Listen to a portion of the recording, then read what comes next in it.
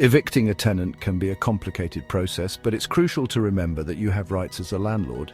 Like, you wouldn't believe how often landlords get walked all over, right? English law provides a framework for regaining possession of your property. But it's important to follow the correct procedures. Failure to do so could land you in hot water. Legally speaking, always remember it's about protecting yourself and your investment. Now, you might be thinking about changing the locks while they're out for a pint of milk or something. Don't! That's a big no-no. Illegal eviction is what the cool legal eagles call it, and it can get you into serious trouble. We're talking hefty fines, maybe even jail time. Who wants to swap their flat for a cell, right? This guide will focus on Section 21 evictions, which are often called no-fault evictions. We'll walk you through the process step by step so you can navigate this tricky situation like a pro. Remember, knowledge is power, especially when it comes to something as important as your property. All right, let's talk about Section 21. It's part of the Housing Act 1988, and it's the landlord's secret weapon, or at least a less messy one. Think of it like this. The no-fault eviction. You don't need a specific reason to evict, like unpaid rent or wild parties. The tenancy agreement reaching its end is reason enough. Now, before you get any ideas, there are rules. You can't just spring a Section 21 on unsuspecting tenants. They need their notice, a solid 2 months' worth. This gives them time to find a new place and pack their stuff. And remember, the notice period is non-negotiable. Why use Section 21? Well, sometimes things just run their course. Maybe you want to sell the property or have family moving in. Whatever your reason, Section 21 is there to help you regain possession of your property fairly and legally. Before you even think about drafting that eviction notice, hold your horses. You need to make sure you've got all your paperwork in order. It's like building a legal case. You need the evidence. First up, the tenancy agreement. This document is your Bible, your holy grail. It outlines the terms of the tenancy, including the all-important end date. No signed agreement? Well, good luck proving anything in court. Make sure it's all above board and legally sound. Next, we've got the deposit. Did you protect it within 30 days of receiving it? By law, you have to. And don't forget to serve the prescribed information too. Missing these steps can seriously hinder your eviction plans. And finally, let's talk about licenses. Depending on your property and location, you might need a license to rent it out. In some areas, a selective license is mandatory. Make sure you're ticking all the legal boxes before you even think about serving that Section 21 notice. All right, time to get down to business and talk about Form 6A. This is the official document you'll need to serve your tenants. Don't worry, we'll break it down into bite-sized chunks. First things first, you can download this form straight from the government website. No need to be fancy. A black and white printout will do just fine. Now grab your pen and let's get started. You'll need to fill in your details, the tenant's details, and the address of the property. Sounds straightforward, right? Well, it is.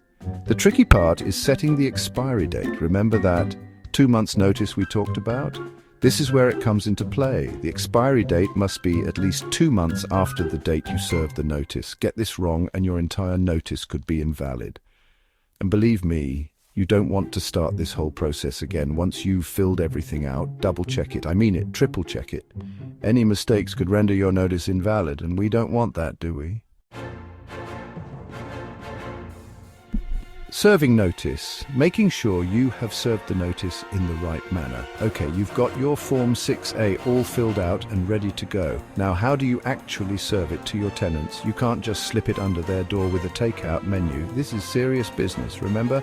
The most reliable method is by hand delivering it. This way you can be 100% sure they've received it. It's also a good idea to have a witness present. If things go south later on, you'll have someone to back up your story.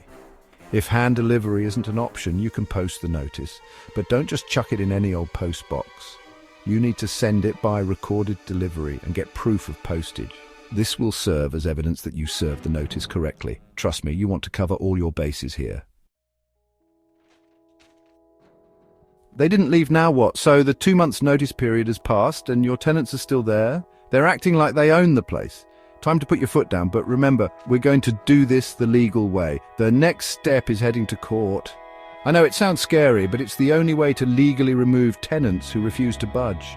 You'll need to apply for a possession order. This nifty document will give you the legal right to evict your tenants.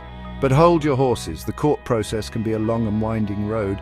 You'll need to provide evidence that you served the Section 21 notice correctly and that the tenancy has ended. It's crucial to have all your ducks in a row here, otherwise the judge might not grant you the possession order. The long and winding road eviction in a nutshell. Let's face it, evictions are never fun. They're stressful, time-consuming, and can put a real damper on your landlord experience. But hey, sometimes they're necessary. We've covered a lot of ground here, so let's recap. We talked about the importance of having your paperwork in order, serving the Section 21 notice correctly, and what to do if your tenants refuse to leave. Remember, this is a marathon, not a sprint. The key takeaway? Follow the correct procedures, document everything, and don't be afraid to seek professional advice if you need it. Eviction can be a complex process, but with the right knowledge and preparation, you can navigate it successfully. Landlord wisdom, avoiding eviction headaches. Listen, nobody wants to go through the hassle of evicting a tenant. It's like trying to herd cats. Only the cats are behind on rent and eating all your tuna. So let's talk prevention. First off, screen your tenants like they're auditioning for a starring role in your life, because, let's be honest, they kind of are.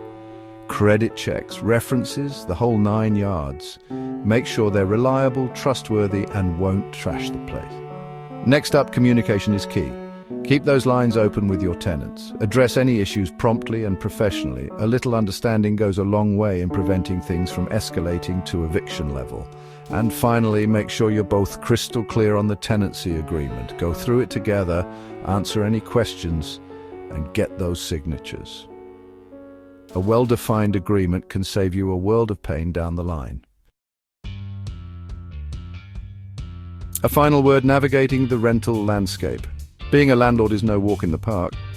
It's a jungle out there full of paperwork, regulations, and the occasional tenant who mistakes your rental property for a bouncy castle. But hey, it can also be rewarding, providing you with a steady income and the satisfaction of offering someone a place to call home. Just remember, knowledge is power.